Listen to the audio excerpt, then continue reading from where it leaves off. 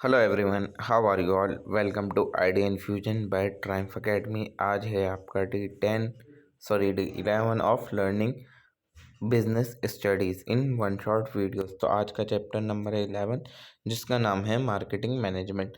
तो स्टार्ट करते हैं वीडियो बिना किसी देरी के। तो सबसे पहले आता है कि मार्केटिंग मैनेजमेंट होता क्या है। Marketing management is a critical business function that involve planning, executing and overseeing marketing activities to meet customer need and achieved organisational goal. क्या बोल दिया, समझ में नहीं आया? चलिए दोबारा समझाता हूँ। तो मार्केटिंग मैनेजमेंट एक ऐसी चीज़ है जिसके अंदर हम क्या करते हैं, प्लान बनाते हैं, उसको एग्जीक्यूट करते हैं, और जब एग्जीक्यूट कर चुके होते हैं तो उसको ओवरसी करते हैं, यानी देखते हैं मार्केट की एक्टिविटीज़ को।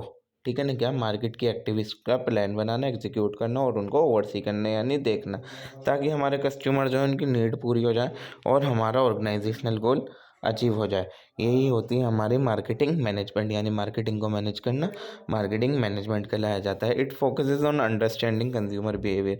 इसके अंदर हम क्या क्या देखते हैं, कंज्यूमर बिहेवियर क्या है हमारा, कंज्यूमर बिहेवियर क्या है भी आगे समझेंगे।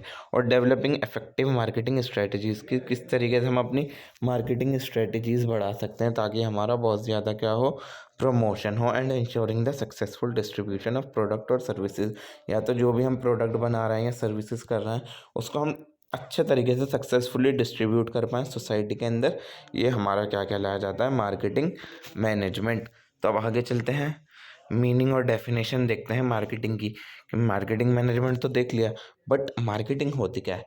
Marketing is the process that involve identifying consumer need, यानी कि सबसे पहले हम देखते हैं कस्टमर की नीड क्या है, कस्टमर को किस चीज़ की ज़रूरत है। ठीक है, उस डिज़ाइनिंग प्रोडक्ट्स, तो जो उसकी ज़रूरत है उसके हिसाब से हम क्या बनाएंगे, अपना प्रोडक्ट बनाएंगे, या फिर जो अगर सर्विस की रिक्वायरमेंट है तो हम क्या बनाएंगे, सर्विस बनाएंगे। सबसे पहले कस्टमर की नीड देखी, क्या ज़रूरत थी, उसके हिसाब से अपना प्रोडक्ट डिज़ाइन करा या फिर सर्विस डिज़ाइन करी टू सेटिस्फाई दोज नीड। वही बात आ गई, and effectively communicating and delivering the product, और उनसे ठीक तरीके से उस मैच अपने प्रोडक्ट के बारे में कम्युनिकेट करके उनको डिलीवर कर दिया। ये पूरा प्रोसेस हमारा क्या कहलाया जाता है, मार्केटिंग। सबसे पहले कस्टमर को देखना क्या ज़रूरत है, वो प्रोडक्ट या सर्विसेज बनाना और उससे कम्युनिकेट करके उसको डिलीवर कर देना। ये पूरा प्रोसेस क्या कहलाया जाता है, हमारा मार्केटिंग। ठीक है, अब मार्केटिंग की डेफिनेशन दे रखी है यहाँ। एक तो AMA ने दी थी, AMA की फुल फॉर्म क्या है, अमेरिकन मार्केटिंग एसोसिएशन। उन्होंने क्या बोला था, मार्केटिंग इज द एक्टिविटी, एक ऐसी एक्टिविटी है, set of institution and process of creating, communicating and delivering and exchanging offering that have value customer, client, partner and society at large. यानी marketing एक ऐसी एक्टिविटी है जिसके अंदर या तो एक इंस्टीट्यूशन या बहुत सारे इंस्टीट्यूशन क्रिएट करते हैं, बनाते हैं, कम्युनिकेट करते हैं, उसके बारे में बताते हैं और उसको डिलीवर करते हैं या फिर उसको एक्सचेंज करते हैं, जो भी कस्टमर को, क्लाइंट को, पार्टनर को या फिर सोसाइटी को चाहिए। तो ये थी AMA द्वारा दी गई मार्केटिंग की डेफिनेशन। अब फिलिप कॉटलर ने भी मार्केटिंग की डेफिनेशन दी थी। तो फिलिप कॉटलर ने क्या कहा था, marketing is the science and art of exploring, creating and delivering value to satisfy the need of the targeted market at a profit. इन्होंने क्या बोला था, मार्केटिंग एक ऐसी साइंस और आर्ट है जिसके अंदर हम क्या करते हैं, एक्सप्लोर करते हैं, क्रिएट करते हैं और डिलीवर करते हैं एक ऐसी वैल्यू जो क्या नाम है, कंज्यूमर की नीड को, मार्केट की नीड को सेटिस्फाई करें और हमें भी क्या दें, प्रॉफिट भी दें। प्रॉफिट भी तो ज़रूरी है ना, ऐसा थोड़ी है ना हम समाज का भला चाह रहे हैं। मार्केटिंग का मतलब क्या है, ताकि हम प्रॉफिट कमाएं, इसी वजह से तो हम मार्केटिंग करते हैं। तो इन्होंने एक और चीज़ ऐड कर दी, एड प्रॉफिट, जो कि एक बहुत अच्छा पॉइंट है। ठीक है, अब कॉन्सेप्ट देखते हैं मार्केटिंग की कि क्या क्या मेन कॉन्सेप्ट हैं, what are the core concept. सबसे पहले इसके अंदर 3 चीज़ आती हैं, नीड, वांट्स एंड डिमांड। तो नीड, वांट और डिमांड के अंदर क्या फ़र्क होता है। Need are the basic human requirement. Need वो चीज़ें होती हैं जो हर ह्यूमन को मतलब ज़रूरी हैं, जिसके बगैर इंसान रह ही नहीं सकता। वो क्या होगी, इंसान की नीड्स, जैसे फूड, शेल्टर, क्लोथिंग, खाना भी ज़रूरी है, घर भी ज़रूरी है और कपड़े भी ज़रूरी हैं, इसके बगैर इंसान, ये इंसान की बेसिक नीड्स हैं। ठीक है ना, ज़रूरतें हैं। और वांट्स क्या होता है, wants are the set specific desire. ये इंसान की खुद की डिज़ायर होती हैं जो उसके कल्चर ने दे दी या फिर उसकी पर्सनैलिटी ने दे दी। जैसे कि कुछ भी चीज़ उसको चाहिए, कोई उसकी लग्ज़री कार है, वो उसकी क्या है, क्या वांट है, ठीक है ना। उसकी बेशक उसे ज़रूरत ना हो बट उसे चाहिए, तो वो उसकी वांट है, वो उसकी डिज़ायर है। और डिमांड क्या होती है, are demand are wants backed by purchasing power, यानी कि इंसान के पास कितना पैसा है और वो क्या खरीद सकता है उस पैसे के अंदर, वो उसकी क्या हो गई, डिमांड हो गई। तो आई होप आपको नीड, वांट्स एंड डिमांड के अंदर फ़र्क समझ में आ गया होगा। नीड्स क्या होती हैं, जो इंसान को बेसिकली चाहिए ही चाहिए, ज़रूरी है। वांट्स क्या हो गई, जो इंसान मतलब सोचता है खरीदने की, वो गई मतलब इंसान की वांट्स की, मुझे यार ये मेरे पास होता, तो वो वांट्स होंगे, मतलब ज़रूरी नहीं है वो इसके लिए, बट उसके लिए वो डिज़ायर कर रहा है। और उसके बाद हो गई डिमांड। डिमांड क्या हो गई कि आपके पास कितना पैसा है और आप उसमें क्या खरीद सकते हो, वो आप, तो वही आपकी डिमांड होगी कि आप इतने पैसे में ये चीज़ डिमांड कर सकते हो।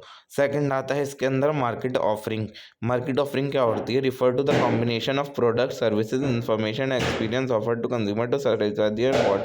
यानी मार्केट के अंदर जितने भी प्रोडक्ट अवेलेबल हैं, सर्विसेज अवेलेबल हैं, इंफॉर्मेशन अवेलेबल है, एक्सपीरियंस अवेलेबल है, जो कंज्यूमर की नीड और वांट को सेटिस्फाई कर रहे हैं, वो क्या कहलाए जाते हैं, मार्केट ऑफरिंग। यानी मार्केट कंज्यूमर को क्या प्रोडक्ट, क्या सर्विस, क्या इन्फॉर्मेशन, क्या एक्सपीरियंस ऑफर कर रही है जिससे उसकी नीड या फिर वांट पूरी हो जाए, वो कहलाती है हमारी मार्केटिंग ऑफरिंग। ठीक है, उसके बाद आता है वैल्यू एंड सेटिस्फेक्शन। वैल्यू क्या होता है, value is the perceive benefit of a product compare to its cost, यानी कि कॉस्ट के हिसाब से क्या मतलब बेनिफिट है, वो उस कंपनी, उसकी प्रोडक्ट की वैल्यू कहलाई जाती है। ठीक है ना, कि मतलब किस कॉस्ट के हिसाब से मतलब कितना अच्छा प्रोडक्ट दे रहे हैं, वो उसकी वैल्यू होगी। और सेटिस्फेक्शन क्या होता है, मतलब प्रोडक्ट मीट और एक्सीड कंज्यूमर एक्सपेक्टेशन। जब कंज्यूमर ने जो सोचा था, या तो वैसे ही हमने प्रोडक्ट बना दिया या उससे अच्छा बना दिया, तो हम क्या बोलेंगे, कंज्यूमर हमारा सेटिस्फाइड है। तो इसी को हम बोलते हैं सेटिस्फेक्शन। अब आगे चलते हैं, exchange and transaction. Exchange and transaction होता क्या है, एक्सचेंज अगर मैंने person give something in return for a product और सर्विसेज। जब एक्सचेंज का मतलब होता है कि जब कोई हम कंपनी ने प्रोडक्ट या सर्विसेज दी इंसान को और इंसान ने उसके बदले में कुछ भी दिया, पैसा दिया, कुछ अपनी भी चीज़ दी, कुछ भी दी, उसको हम क्या बोलेंगे, एक्सचेंज। और ट्रांजैक्शन क्या होता है, ट्रांजैक्शन के अंदर हमेशा दो पार्टीज होती हैं और इसके अंदर म्यूचुअल एक्सचेंज होता है वैल्यू का। ठीक है ना, तो ट्रांजैक्शन और एक्सचेंज के अंदर यही फ़र्क है। एक्सचेंज क्या होता है, एक्सचेंज अगर when a person give something in return for a product और सर्विसेज, जब एक प्रोडक्ट या सर्विसेज के बदले में कुछ ले या दे, क्या कहला जाता है, एक्सचेंज। ट्रांजैक्शन के अंदर दो पार्टी होती हैं और इसके अंदर क्या होता है, mutual exchange of values. Market किसे कहते हैं, market is a group of actual and potential buyer. Market एक ऐसी जगह है जहाँ पर बहुत सारे बायर्स होते हैं और सेलर्स भी होते हैं। तो जहाँ पर चीज़ें खरीदे या फिर बेची जाएँ, उसको हम क्या बोलेंगे, मार्केट बोलेंगे। ठीक है, अब आपका आता है मार्केटिंग मैनेजमेंट फ़िलॉसफ़ी, कि मार्केटिंग मैनेजमेंट के लिए क्या क्या फ़िलॉसफ़ीज़ हैं, क्या क्या अप्रोचेज़ हैं। सबसे पहले आता है प्रोडक्शन कॉन्सेप्ट। ठीक है, प्रोडक्शन कॉन्सेप्ट के अंदर क्या हम फोकस करते हैं, अपने प्रोडक्शन के ऊपर फोकस करते हैं। अज्यूम्स क्या कर सकते हैं, कंज्यूमर प्रेफर वाइडली अवेलेबल, कि मतलब जो कंज्यूमर को ज़रूरत है वो हमारे पास वाइडली अवेलेबल होना चाहिए, और अपने प्रोडक्ट जो बनाए वो कम से कम खर्चे पर बनाए, लो कॉस्ट पर बनाए, इसके अंदर हम अज्यूम करके चलेंगे। और फोकस क्या करते हैं इसके अंदर, कि हमारी प्रोडक्शन कैसी हो, एफिशिएंट हो और मास डिस्ट्रीब्यूशन हो, यानी कि ज़्यादा से ज़्यादा डिस्ट्रीब्यूट कर पाएँ जो भी हम अपने प्रोडक्ट बना रहे हैं। क्या होगा इसका फोकस, सबसे पहले कि हाई प्रोडक्शन हो और ज़्यादा से ज़्यादा डिस्ट्रीब्यूशन हो। प्रोडक्शन कॉन्सेप्ट ज़्यादातर कौन यूज़ करता है, एफएमसीजी प्रोडक्ट वाले। एफएमसीजी प्रोडक्ट वाले यानी कि सोप या फिर डिटर्जेंट जो लोग बेचते हैं, वो क्या सोचते हैं कि ज़्यादा से ज़्यादा बने और ज़्यादा से ज़्यादा बिके। ठीक है ना, तो ये था हमारा प्रोडक्शन कॉन्सेप्ट। और उसके बाद आता है प्रोडक्ट कॉन्सेप्ट। प्रोडक्ट के अंदर हम क्या अज्यूम करते हैं कि इसके अंदर कंज्यूमर को क्या चाहिए, हाई क्वालिटी चाहिए। उसके अंदर क्या चाहिए थी कंज्यूमर को, कि ज़्यादा मिले। और इसके अंदर कंज्यूमर क्या मांग रहा है, हाई क्वालिटी मांग रहा है और इनोवेटिव प्रोडक्ट, यानी अच्छे प्रोडक्ट मांग रहा है। और उसके अंदर क्या था, वाइडली अवेलेबल, यानी कि जो ज़्यादा से ज़्यादा हो उसके अंदर, और कम कम खर्चे का हो, सस्ता हो। ठीक है ना, तो ये तो हमने समझ लिया प्रोडक्शन कॉन्सेप्ट। अब प्रोडक्ट कॉन्सेप्ट, इसके अंदर देखेंगे हाई क्वालिटी के और इनोवेटिव प्रोडक्ट। ठीक है, इसका फोकस क्या होगा, improving product feature and performance, ताकि हमारे प्रोडक्ट के फीचर और परफॉर्मेंस दोनों अच्छे हो, ये इस पर फोकस करेगा। अपने प्रोडक्ट पर और ज़्यादा ध्यान देगा, प्रोडक्ट को और ज़्यादा अच्छा करेगा। जैसे एग्जांपल हो गया एप्पल। एप्पल क्या होता है, अपने इनोवेशन और डिज़ाइन पर ज़्यादा से ज़्यादा फोकस करता है ताकि उसके फ़ोन मार्केट में अच्छे बिकें। और उसके फ़ोन क्या होते हैं, हाई क्वालिटी के भी होते हैं और इनोवेटिव भी होते हैं। ठीक है, आई होप ये आपको समझ में आ गया होगा। उसके बाद होता है सेलिंग कॉन्सेप्ट। इसके अंदर कि ये लोग ये मान के चलते हैं कि कंज्यूमर हमारी चीज़ तब तक नहीं करेगा जब तक वो एग्रेसिवली प्रमोट ना हुई हो। एग्रेसिवली प्रमोट होने का मतलब ये है कि उसका बहुत ज़्यादा ज़रूरत से ज़्यादा प्रमोशन ना किया गया हो। कि ये क्या कहता है हमारा सेलिंग कॉन्सेप्ट। ठीक है, ये फोकस किस पे करता है, ज़्यादा से ज़्यादा हम एडवर्टाइज दें अपने प्रोडक्ट का, उसको प्रमोट करें, घर घर जाकर बेचें, उसकी पर्सनल सेलिंग करें। ये होता है हमारा सेलिंग कॉन्सेप्ट। जैसे कि इंश्योरेंस और क्रेडिट कार्ड वगैरह वाले होते हैं, वो क्या यूज़ करते हैं, सेलिंग कॉन्सेप्ट। वो भी तो यही करते हैं कि ज़्यादा से ज़्यादा एडवर्टीजिंग करते हैं, उसका प्रमोशन करते हैं कि बंदे को फ़ोन कर करके बेचेंगे कि हमारा क्रेडिट कार्ड खरीद लो, इसके ये फ़ायदे हैं, उसके वो फ़ायदे हैं। ठीक है, और उसके बाद है आपका मार्केटिंग कॉन्सेप्ट। मार्केटिंग कॉन्सेप्ट के अंदर क्या अज्यूम करके चलते हैं, company should focus on identifying and satisfying customer need. इसके अंदर ये ध्यान दिया जाता है कि कस्टमर की नीड सेटिस्फाई की जाए। ठीक है, ये फोकस किस पर रखता है कि कंज्यूमर ज़्यादा से ज़्यादा सेटिस्फाई हो और उसके साथ लॉन्ग टर्म रिलेशनशिप हमारी बनी रहे, अच्छी रहे। जैसे एग्जांपल क्या होगा, अमेज़ॉन। अमेज़ॉन का जैसे 7 डे रिप्लेसमेंट पॉलिसी है, तो ये कस्टमर के लिए फ़ायदा है ना। कस्टमर के लिए फोकस कर रही है कि अगर आपको टिकने लगा, 7 दिन के हैं आपके पास, वापस कर दो। ठीक है, तो ये क्या होता है, मार्केटिंग कॉन्सेप्ट होता है, जिसके अंदर हम किस पर ध्यान देते हैं कि जो लोग हमारे पास है ना, कस्टमर जो है हमारे, जो हमारे प्रोडक्ट खरीद रहा है, उनसे हमारी जान पहचान अच्छी हो, बात बढ़े, मतलब जान पहचान इन द सेंस बिजनेस के सेंस में। ठीक है, और लंबे टाइम की रिलेशनशिप रहे, ताकि हम वो बार बार अगर हमारे प्रोडक्ट खरीदें। और ये कौन यूज़ करता है, अमेज़ॉन के लिए बहुत ज़्यादा है। और फिफ्थ आ गया आपका societal marketing concept. Societal marketing concept क्या कहता है, कंज्यूमर के भले के बारे में सोचता है, कंज्यूमर वेलफेयर। और किसके बारे में सोचता है कि लॉन्ग टर्म सोशल वेलबींग के बारे में सोचता है। ठीक है, कि लंबे टाइम के लिए सोशली वेलबींग होना। जैसे कि इको फ्रेंडली पैकेजिंग कर रही है कोई कंपनी, CSR इनिशिएटिव। ठीक है ना, corporate social responsibility. I hope ये आपको समझ में आ गए होंगे पांचों कॉन्सेप्ट। प्रोडक्शन कॉन्सेप्ट, प्रोडक्शन पे, यानी कि जिसके अंदर कस्टमर क्या सोचते हैं, सस्ता चाहिए और ज़्यादा चाहिए। और प्रोडक्ट कॉन्सेप्ट किस पे, कि हाई क्वालिटी का चाहिए और अच्छे प्रोडक्ट चाहिए। सेलिंग कॉन्सेप्ट के अंदर कंज्यूमर तब तक नहीं खरीदेगा जब तक ज़्यादा प्रोडक्ट प्रमोट ना किया जाए। मार्केटिंग के अंदर कस्टमर की नीड को सेटिस्फाई करता हूँ। सोसाइटल मार्केटिंग के अंदर कस्टमर के वेलफेयर के बारे में सोचते हैं।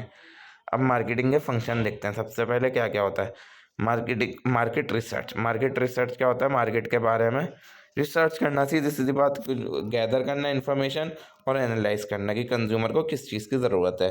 ये चीज़ें जाकर देखना कि कस्टमर को क्या चाहिए और कितना चाहिए, आजकल ट्रेंड क्या चल रहा है, और मार्केट के अंदर ये कितना बिक रहा है, कौन से लोग किस प्राइस पे बेच रहे हैं। ये सब चीज़ें क्या आएंगी रिसर्च के अंदर। आपको कुछ बिजनेस शुरू करना है तो आप क्या देखोगे कि कस्टमर ज़्यादातर इस चीज़ के अंदर क्या खरीदता है।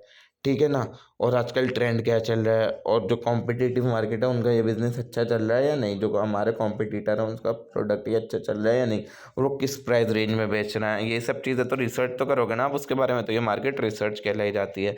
फिर उसके बाद आता है प्रोडक्ट प्लानिंग एंड डेवलपमेंट। अब आपने रिसर्च कर लिया, अब आप क्या करोगे, अपना प्रोडक्ट को प्लान बनाओगे और उसको डेवलप करोगे कि मतलब किस तरीके से हमें प्रोडक्ट बनाना चाहिए ताकि वो मार्केट के अंदर और ज़्यादा अच्छे तरीके से बिके।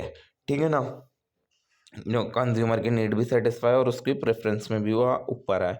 और फिर उसके बाद हम क्या देंगे, उसको ब्रांड देंगे, अपनी एक आइडेंटिटी देंगे। जैसे कि एप्पल का लोगो है, सेब वाला।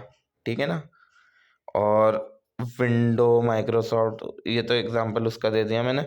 बट और भी सब चीज़ें होती हैं। पूमा का टाइगर जो है, ये टाइगर तो नहीं बना, कुछ तो बन गया है ये, हाँ। तो मतलब ये सब चीज़ें होती हैं ब्रांडिंग। फिर उसको पैकेजिंग देना, एक अच्छे से पैकेट में रखना और उसके ऊपर अपनी कंपनी का लेबल लगाना उस प्रोडक्ट पर। फिर उसका प्राइस सेट करना, प्राइसिंग करना कि अफोर्डेबल होना चाहिए वो लोगों के लिए और हमारे लिए भी फ़ायदेमंद होना चाहिए। और प्रमोशन करना, यानी कि उसको ज़्यादा से ज़्यादा मार्केट के अंदर एडवर्टाइज़ करना और पर्सनल सेलिंग, ये सब चीज़ें करना वो प्रमोशन का हमारा पार्ट होगा। डिस्ट्रीब्यूशन, यानी कि अब ये सब चीज़ें कर दिया, अब उनको बेचो, रिटेलर्स को, होलसेलर को, अपने प्रोडक्ट को डिस्ट्रीब्यूट करो एक जगह से दूसरी जगह पर। और फिर आता है CRM, यानी कि जो लोग आपके प्रोडक्ट खरीद रहे हैं उससे, उन लोगों से रिलेशनशिप अच्छी बनाकर रखो। ठीक है, ताकि वो आपके पास बार बार आए आपका प्रोडक्ट दोबारा दोबारा खरीदने। ठीक है, आई होप आपको ये समझ में आ गया होगा। अब 4 P's होते हैं इसके अंदर। 4 P's क्या होते हैं तो समझते हैं। सबसे पहले पहला P आता है प्रोडक्ट। प्रोडक्ट का मतलब व्हाट टू सेल, कि हमें क्या बेचना है। ठीक है ना, कौन सा ऐसा प्रोडक्ट है जो हमें बेचना है। हम कैसे डिसाइड करते हैं, जो भी चीज़ कंज्यूमर की नीड को या फिर वांट को सेटिस्फाई करे, वो हमारा प्रोडक्ट होगा। ठीक है ना। अब ये इसके अंदर हम प्रोडक्ट के लेवल देखते हैं। सबसे पहले कोर प्रोडक्ट यानी बेसिक नीड जो हमें प्रोवाइड करनी है, फिर उसके बाद एक्चुअल प्रोडक्ट के ऊपर हम अपने ब्रांड लगाएंगे, उसके फीचर लिखेंगे, उसकी पैकेजिंग करेंगे, है ना। मान लो एक साबुन है, साबुन हम ऐसे ही थोड़े ना उठा के दे देंगे। सबसे पहले अपनी उसकी ब्रांड बना लेंगे। फॉर एग्जांपल लक्स बना ली हमने अपनी ब्रांड, और उसके फिर साइड में यहाँ पर फीचर लिख देंगे कि इतने में आपकी ये स्किन अच्छी हो जाएगी, फलाना हो जाएगा, ढिमकाना हो जाएगा। और एक अच्छी सी पैकिंग बना दी जिसके ऊपर एक लड़की भी कभी फ़ोटो बना दे कि हाँ भाई देखो इन आंटी ने ये यूज़ करा था तो ये अच्छी दिखती हैं। ठीक है। तो एक्चुअल प्रोडक्ट ये होगा। फिर उसके बाद ऑगमेंटेड प्रोडक्ट यानी कि जब हमने बेच दिया तो उसकी सेल सर्विसेज या फिर वारंटी देना। देखो ये साबुन वगैरह के केस में सेल सर्विस या फिर वारंटी नहीं होगी। मान लो आपने कुछ और बेच रहे हो, एक अवन बेच रहा हूँ, ठीक है ना। अवन के अंदर आप सेल सर्विसेज दोगे कि 1 साल की वारंटी दे दी, 1 साल के अंदर आपका कुछ भी ख़राब होता है तो आपको 1 भी रुपया देने की ज़रूरत नहीं है। हमारी कंपनी के लोग आएंगे, सही कर कर इसको चले जाएंगे। ठीक है ना। और प्रोडक्ट रिलेटेड डिसीजन क्या होते हैं, आपके प्रोडक्ट से रिलेटेड डिसीजन की रेंज क्या रखनी है। ठीक है ना। और अपने प्रोडक्ट को मार्केट में अलग कैसे दिखाना है कि वो सबसे अलग दिखे और ज़्यादा बिके, और उसकी पैकेजिंग कैसी रखनी है ताकि वो प्रोटेक्ट रहे। जैसे अमन का केस हो गया, ठीक है ना। अमन गिरते ही मतलब ख़राब होने का खतरा वगैरह होता है, तो मतलब वो प्रोडक्ट कैसे रहे, उसकी पैकेजिंग कैसी हो, लेबलिंग यानी कि उसके ऊपर जो हम बॉक्स के ऊपर इंफॉर्मेशन है वो पूरी हो। ये सब चीज़ों का भी हमें ध्यान रखना पड़ता है, डिसीजन लेने पड़ते हैं। पहला पी आ गया था आपका प्रोडक्ट, दूसरा आता है आपका प्राइस। प्राइस का मतलब हाउ मच टू चार्ज, की कंज्यूमर से कितना पैसा लिया जाए अपने प्रोडक्ट के बदले में। अभी अपन का एग्जांपल लेके चलते हैं, ठीक है ना, कि कस्टमर उसके बदले में कि कितना दे सकता है। अब हम उसको 3 हिसाब से अब उसके पैसे रख सकते हैं। एक तो होता है कॉस्ट बेस्ड प्राइसिंग, एक होता है वैल्यू बेस्ड प्राइसिंग, एक कॉम्पिटिटिव प्राइसिंग। ठीक है ना। अब मान लीजिए एक ये होगा कि आपका प्रोडक्ट 2,000 का बनता है, आपने 1,000 का और प्रॉफिट रखा और 3,000 का बेच दिया। ये होगा आपका कॉस्ट बेस्ड कि आपका जितने का बना उसके अंदर प्रॉफिट ऐड करके बेच दिया। और वैल्यू बेस्ड यानी कि कंज्यूमर उसके क्या देना चाह रहा है, जितना कंज्यूमर देना चाह रहा है उससे ले लो। ठीक है, वो होती है value based pricing. Competitive pricing की मार्केट के अंदर लोग कितने का बेच रहे हैं। अगर मार्केट के अंदर 4,000 का बेचना और आप 10,000 का बेचने लगे तो आपका प्रोडक्ट कोई नहीं खरीदेगा। तो आपको 4,000 के अराउंड ही अपने प्राइस रखने होंगे। ठीक है, ये होगी आपकी कॉम्पिटिटिव प्राइसिंग। इसके बाद अब प्राइसिंग के मेथड क्या होते हैं, high initial prices later reduce. Market skimming का मतलब क्या होता है कि मतलब शुरू में तो बहुत ज़्यादा पैसे रखे, फिर बाद में क्या कर दिया, उसे कम कर दिया। और एक होता है penetration pricing, low price to gain market share, यानी कि बहुत सस्ता मार्केट में लॉन्च करा, फिर जब लोग खरीदने लगे उनको आदत लग गई तो पैसे बढ़ा दिए। एग्जाम्पल बताओ, बहुत अच्छा कॉमन एग्जाम्पल है जियो। जियो धन धनाधन क्या करा, फ्री में सिम निकाली, सब खरीदते गए खरीदते गए खरीदते गए खरीदते गए। जब सबको लगी आदत, पैसे बढ़ा दिए। अब पे करो भाई, अब तो तुम्हें लग चुकी है आदत, अब आपको पे करना पड़ेगा। ये होती है पेनिट्रेशन प्राइसिंग। और एक होती है साइकोलॉजिकल प्राइसिंग, यानी कि 100 की जगह 99 लिख दिया तो इंसान को लगेगा अबे भाई ये तो मतलब उसके दिमाग में 100 नहीं आएगा ना, वो लगेगा अरे हाँ यार ये मतलब सही है, 3 डिजिट का, उसको देख के लगेगा भाई यार पूरे 100 रुपये का 99 देख के एक साइकोलॉजिकल होता है इंसान के अंदर कि अच्छा हाँ ये तो कम का है, ये तो उतने का है। ठीक है, ये होती है साइकोलॉजिकल प्राइसिंग। दो हो गया आपका पी। 4P में से 2P होगा प्रोडक्ट प्राइस।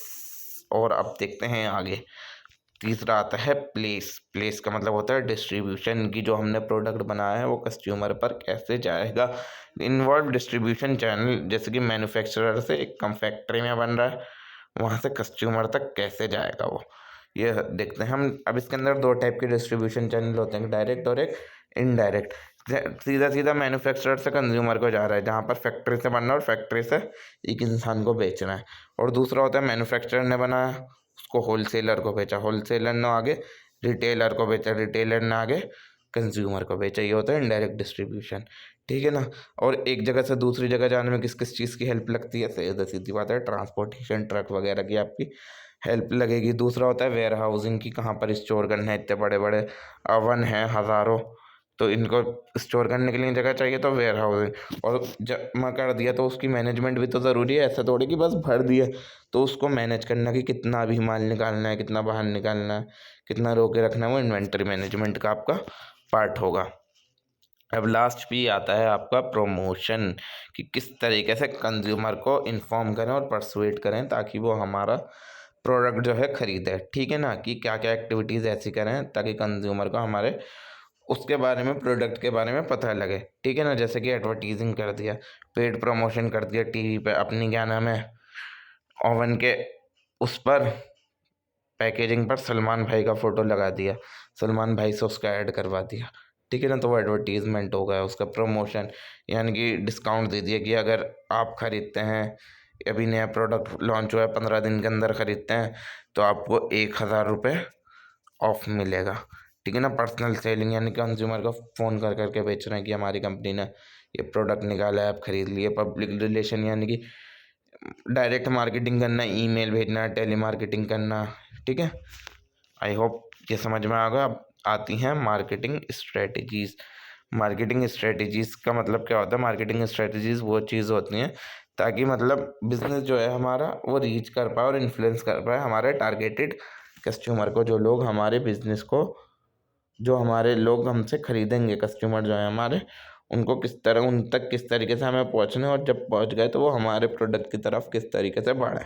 ठीक है ना, वो होती है हमारी मार्केटिंग स्ट्रेटजी। सबसे पहले हम करते हैं मार्केट सेगमेंटेशन, कि मार्केट को हमने बांट दिया ग्रुप्स के अंदर।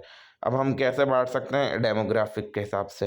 डेमोग्राफिक यानी एज, जेंडर, इनकम, एज के हिसाब से बांट सकते हैं। जैसे चाइल्ड के अलग, एडल्ट के प्रोडक्ट अलग होते हैं, ओल्ड एज के अलग होते हैं। चाइल्ड के जैसे बेबी केयर प्रोडक्ट हो गए, एडल्ट का कुछ भी सामान हो गया, ओल्ड एज का कुछ भी सामान हो गया। जेंडर के हिसाब से बांट दिया, लड़कों के क्या नाम है कुछ अलग चीज़ें हो गई, लड़कियों का मेकअप टाइप्स, ये सब चीज़ें। और इनकम के हिसाब से कि अमीर लोगों के लिए ज़्यादा महंगे प्रोडक्ट, गरीब लोगों के लिए सस्ते प्रोडक्ट। और जियोग्राफिक के हिसाब से कि क्या रीजन है, कौन सा सिटी है, दिल्ली में कोई सी चीज़ ज़्यादा बिक रही है, मुंबई में वही चीज़ कम बिक रही है, वाइल मुंबई में कोई सी चीज़ ज़्यादा बिक रही है और दिल्ली में वही चीज़ सेम कम बिक रही है। ठीक है ना, तो जियोग्राफिक के हिसाब से बांट दिया हमने। साइकोग्राफिक यानी कि लाइफ स्टाइल और वैल्यूज़ के हिसाब से बांट दिया। बिहेवियर यानी कि यूजेज और लॉयल्टी के हिसाब से बांट दिया। ठीक है, टारगेटिंग फिर अब हमने बांट दिया, तो अब हम देखेंगे जो हम प्रोडक्ट बना रहे हैं वो है किसके लिए। ओल्ड एज वालों के लिए हैं, दिल्ली वालों के लिए हैं, मुंबई वालों के लिए हैं, अच्छी लाइफ स्टाइल वालों के लिए हैं, बेकार लाइफ स्टाइल वालों के लिए, किन लोगों के लिए वो प्रोडक्ट है। ठीक है ना, जिसके लिए बनाना है तो हमें ज़्यादातर ऐसा करना चाहिए, मास मार्केटिंग की, ऐसा प्रोडक्ट बनाए जो हर किसी को ज़रूरत हो। ठीक है ना, और अगर अलग अलग प्रोडक्ट बनाना है तो अलग अलग सेगमेंट में जाके बेचें। लड़कियों का अलग में बेचें, लड़कों का अलग में बेचें, ओल्ड एज वालों का अलग में, एडल्ट का अलग में, चाइल्ड का अलग में। ठीक है ना, नीच मार्केटिंग करें, अपनी मार्केट को स्पेशलाइज्ड करें किसी भी एक सेगमेंट के अंदर। अगर सबके अंदर क्या नाम है हाथ रखोगे तो किसी एक में भी आप एक्सपर्ट नहीं हो पाओगे। तो अपनी उसकी प्रोडक्ट की किसी एक चीज़ के अंदर स्पेशलाइज हो, फिर उसके बाद और ज़्यादा अपनी प्रोडक्ट लाइन बढ़ाते हैं, उसके अंदर कोई दिक्कत नहीं है, पहले एक के अंदर स्पेशलाइज हो। फिर उसके बाद आती है पोजिशनिंग, अपनी प्रोडक्ट की कंज्यूमर के माइंड में अलग इमेज बना देना। जैसे एप्पल, एप्पल की कंज्यूमर के माइंड में क्या है, बिल्कुल ही अलग इमेज है कि भाई कुछ तो तोप चीज़ है ये, बट ऐसा नहीं है। मतलब ये भी एक नॉर्मल फ़ोन है और बाकी भी नॉर्मल फ़ोन ही होते हैं।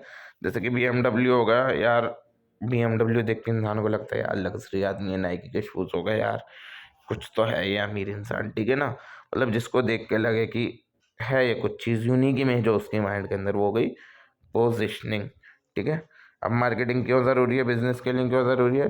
ताकि पैसा कमाए, रेवेन्यू जनरेट हो, ब्रांड बने हमारी, कस्टमर आए हमारे पास ज़्यादा से ज़्यादा। बिजनेस के लिए मार्केटिंग इस वजह से ज़रूरी है, कंज्यूमर के लिए, क्योंकि उनको पता लग जाता है, उनको चॉइसेस मिल जाती हैं। अब हर कंपनी अपना मार्केटिंग कर रही है, उसको अब एक की जगह 100 ऑप्शन है उसके बाद खरीदने के लिए। ठीक है, उसको प्राइजेस सबके पता है, जो उसको बेस्ट मिलेगा वो उससे खरीदेगा। सोसाइटी के लिए, सोसाइटी के अंदर नए नए इनोवेशन हो रहे हैं, लोगों के कारोबार बढ़ रहे हैं, इकनॉमी बढ़ रही है, तो यही होगा सोसाइटी का फ़ायदा। तो आई होप आपको ये वीडियो पसंद आई हो। वीडियो पसंद आई हो तो वीडियो को लाइक करें, चैनल को सब्सक्राइब करें। मैं मिलता हूँ आपसे अगली वीडियो में, तब तक के लिए गुड बाय, और अपने दोस्तों के साथ इसे ज़रूर शेयर करें।